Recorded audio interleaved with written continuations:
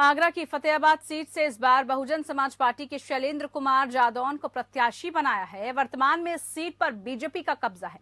हालांकि शैलेंद्र कुमार जादौन का दावा है कि इस चुनाव में बीएसपी की जीत होगी। बीएसपी प्रत्याशी शैलेंद्र जादौन से खास बातचीत की एपीएन संवाददाता मनिका कपूर ने। आगरा में चुनावी रणनीति तैयार हो चुकी है। 10 फरवरी को पहला मतदान है और इस वक्त मैं बैठी हूं फतेहाबाद विधानसभा क्षेत्र से बसपा प्रत्याशी शैलू जादौन के पास। शैलू जी, सबसे पहले मैं ये पूछूंगी, इतनी कम उम्र में किस तरीके से राजनीतिक जीवन की आपकी शुरुआत हुई? देखिए, हमारा जो परिवार है स्टार्टिंग से समाज सेवा से जुड़ा हुआ है। समय समय पर समाज सेवा के जो कार्य हुए हैं उनमें बहुत बढ़ चढ़ के हिस्सा लेते रहे हमारा परिवार। तो उसी से प्रेरित होकर हमने भी सोचा कि चलो क्यों ना राजनीति में हाथ आजमाया जाए, इसलिए एमएलए का चुनाव लड़ने का प्लान किया।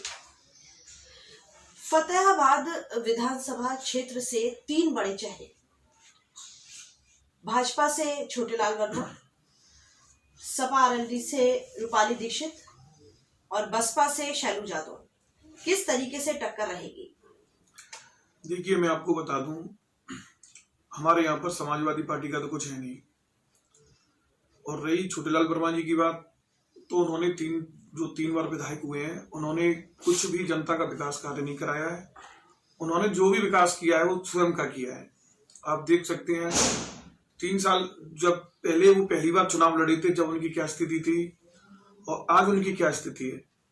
तो उन्होंने तो सिर्फ अपना विकास कराया है, जनता उनसे बहुत दूर है, जनता में उनका कुछ भी नहीं है।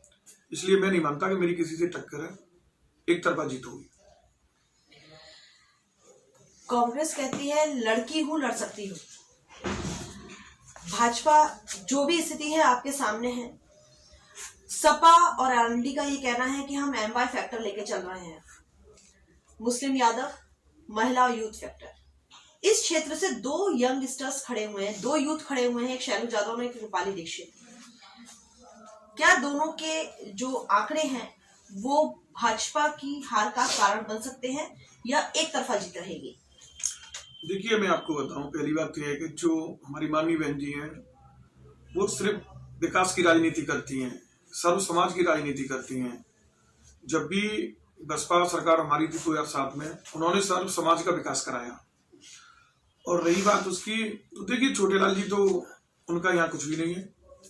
छोटेलाल वर्मा जी सिर्फ जातिवाद की राजनीति करते हैं, लड़ाने का कार्य करते हैं। इसलिए मैं नहीं मानता कि मेरी उनसे कोई टक्कर है। शैलू जी, आपके बारे में जिस तरीके से आप समाज सेवा में लगे रहते हैं, मैं ये कहूंगी कि जीत के बाद आपकी प्राथमिकताएं इस क्षेत्र को लेकर क्या रहेंगी? देखिए, हमारे यहाँ पर सबसे बड़ी परेशानी तो यह है कि जो हमारे यहाँ गरीब किसान हैं उनको रात भर जाग के अपने खेतों की रखवाली करनी पड़ती है। गाय इतनी ज्यादा है कि मतलब सारी जो भी फसलें होती है उनको नष्ट कर देती हैं।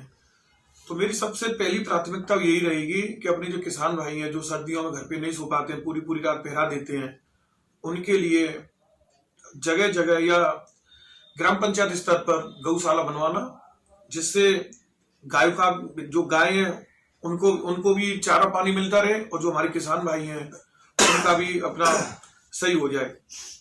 जी, आप खुद एक किसान परिवार से हैं। किसानों की मांगों को लेकर इस समय क्या स्थिति चल रही है आप भी जानते हैं। तो किसानों को हर तरीके से फायदा हो, उसके लिए आप क्या करेंगे और क्या आपने किया है? देखिए, हमारा जो क्षेत्र है वो आलू का क्षेत्र है।